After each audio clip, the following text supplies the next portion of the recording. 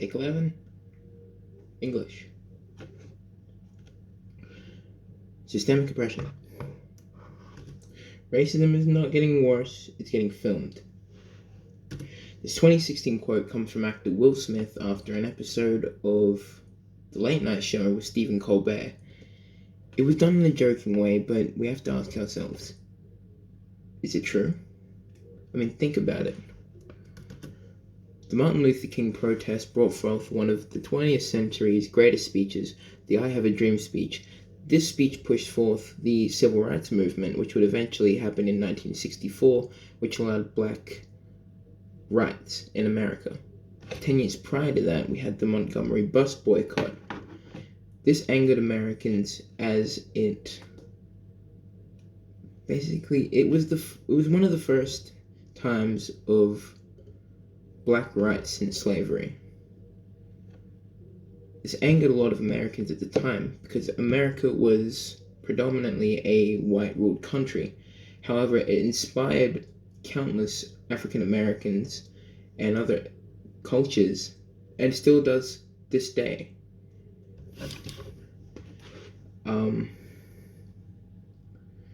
She exercised her right to sit at the front of the bus, a right of which at the time did not exist. Until 1964, for the aforementioned civil rights movement. But without these protests and these stands of colored vengeance,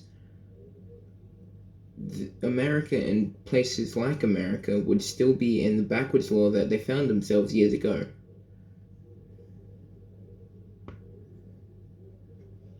Former President Barack Obama recently gave a speech on Twitter acknowledging the death of African-American George Floyd, who was killed by a white male officer. This happened just weeks ago, yet we still have protests going on, we still have the riots breaking out. Why is this? Because people are sick of oppression, systemic oppression. And that's the issue that I'm here to talk about today. My name is Caleb Henry, and I'm here to tell you why this is a problem and why if we don't solve it soon, we will have another civil war and we will lose more lives over a cause that could have been solved a long time ago. The points that we'll be covering in this talk are of police brutality, covering up and stereotyping in the news, and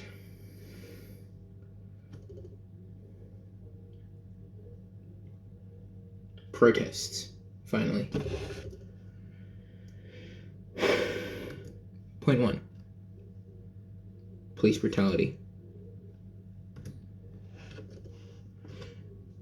You may recognize the man on my right. This man is George Floyd. George Floyd was an African-American male who was recently killed because of white male cop Derek Chauvin. Derek Chauvin held his knee on Mr. Floyd's neck for a total of 9 minutes while George screamed out that he couldn't breathe. He ignored these claims and continued to hold his knee down on his neck. This resulted in the death of George Floyd and annoyed a lot of protests and riots in favor of his name and the Black Lives Matter movement. But with these protests and with these riots came a lot of police retaliation, which increased the number of deaths, injuries that didn't need to happen. However, this is not just in America. If you don't believe me, take a look over here. You'll see this woman, his name is Joyce Clark. Now, Joyce Clark is a member of the... Give me a sec.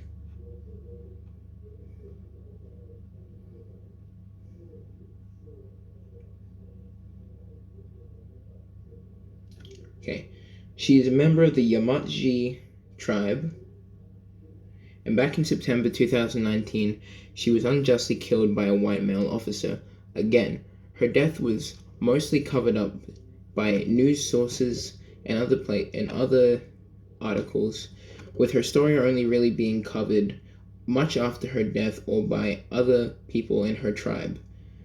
Recently, the male cop was suspended, but that's it. He was suspended.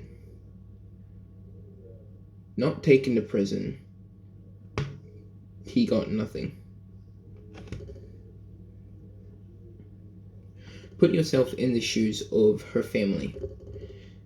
When she was killed, she felt absolute pain.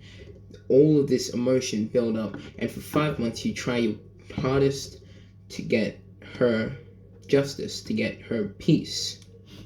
And instead of getting peace, and instead of getting justice, the cop gets to go home and put his feet up while you still grieve.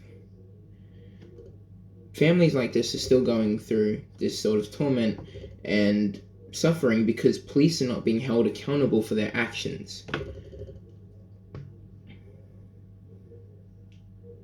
This is not an uncommon occurrence amongst black citizens. Take the Eric Garner, for example, who was choked to death by an officer for selling cigarettes.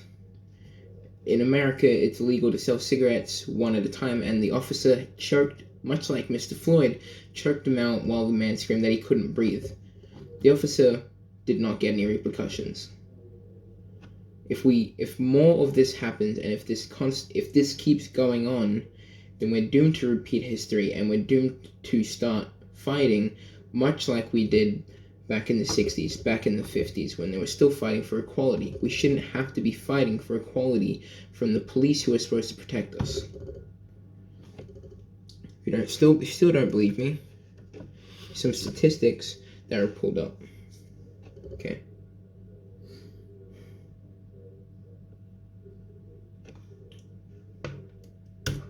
Conflict in the media. Ladies and gentlemen, have any of you been subject to stereotyping? And be honest, okay? Who here has ever assumed something because of the certain way it looks? And I don't just mean color. I don't just mean gender or sexuality. I mean, if you walk by someone and they smell bad or they're dressed poorly, you're going to assume that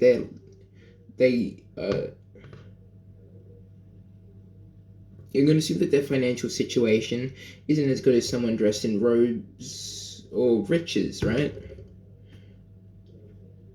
Stereotyping and categorizing based on looks has been something everyone has dealt with in their life at least once.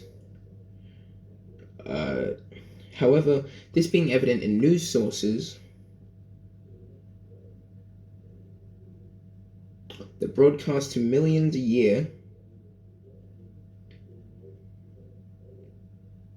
the broadcast to millions is a problem that's occurred for years. If you tune into American news today, you'll hear the broadcasters labeling the protesters and rioters as thugs, criminals for destroying property and standing against the delicate police force. They'll show you evidence of violence, crimes, and looting. Everything that they want you to see. Such as here. You see people looting stores, destroying property. What you won't see on the news is the people kneeling in silence for the justice and for the peace. You won't see the people rebuilding the city of Minneapolis after a lot of stores were burned. You won't see people donating. You won't see people signing petitions to get these people arrested. The reason the news does this is so that they can incite you in their way of viewpoint, basically. They want you to think how they do. They want you to act a certain way. And the more that they do this, the more panic and the more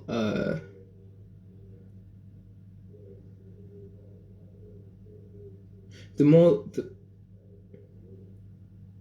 more of their own thought that they put into people, into their news, into the people that view the news, the more money they get, the more outrage they create online so that people try and stop these protests.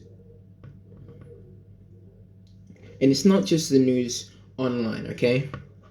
There's an article here. This is from 2017, and this is the year after President Donald Trump was anointed into office. Now, the article itself, which was quickly taken down after, states that the Martin Luther King statue that was in the White House was removed by Trump. This created a large amount of conflict in the short couple of hours that it was up for, before being taken down, and the reporter, Zeke Miller, from Time magazine, personally apologizing on all forms of social media. But the question is, how many of these articles in these news stations, how many of them were created and never apologized for, or no one took notice? Because we didn't know. News stations need to be paid attention. They need to incite truth. They need to incite proper human values instead of their own selfish intent, essentially.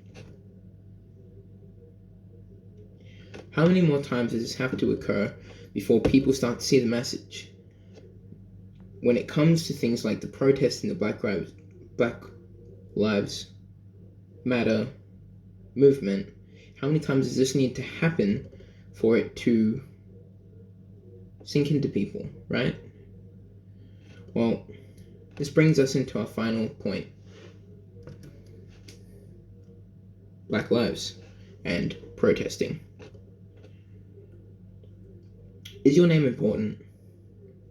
How would you feel if it were swept away and the millions lost each year? If no one but your family was around to utter your memories, your thoughts, your likes and dislikes, nothing.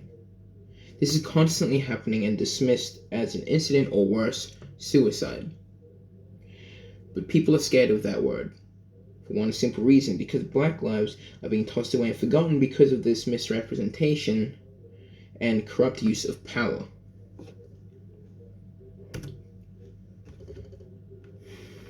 Breonna Taylor was an EMT nurse who was shot and killed in her own apartment on March 12th, 2020. This was just earlier this year, ladies and gentlemen. Weeks ago. Weeks before the George Floyd incident. So why is her name only being known now? Why barely before? Well, because of the work of protesters. They're bringing her name to light. They're making her important because she matters as much as George Floyd. However, she's not being talked about. There's countless lives that are like hers, that are as important, that were killed by police, that are not getting talked about at all. They're getting forgotten. Much like Breonna Taylor would have been, if not for the use of protesters, rioters, and how much they help. There's currently, the Breonna Taylor case was recently reopened because of the protesters. Sadly, that's not the same case for the one below her. His name is Tamir Rice. He was a 12-year-old boy. 12. In 2014, he was shot and dead by an officer of the law on duty.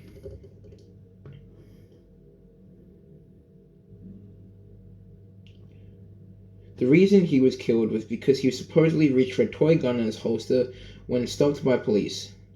If not for the outrage of people, Tamir's name would have been another name on somebody's chalkboard.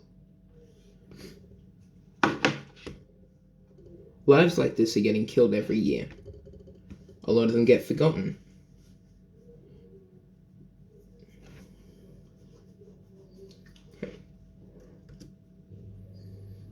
Their lives were important.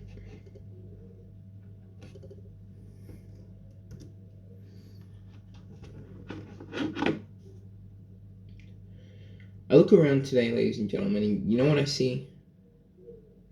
People sitting as one. Not just as one person. I mean as one group. One group. It's not just one. Not one state. Not one color. Not one. Everyone is different. Everyone is different here. No one person having reign over the other. No one specific group hailing and standing tall over the other. No, I see a room of young individuals like myself. I ask you to look around yourself. Do you see the same as me? Edward Colston is a name I'm sure none of you know.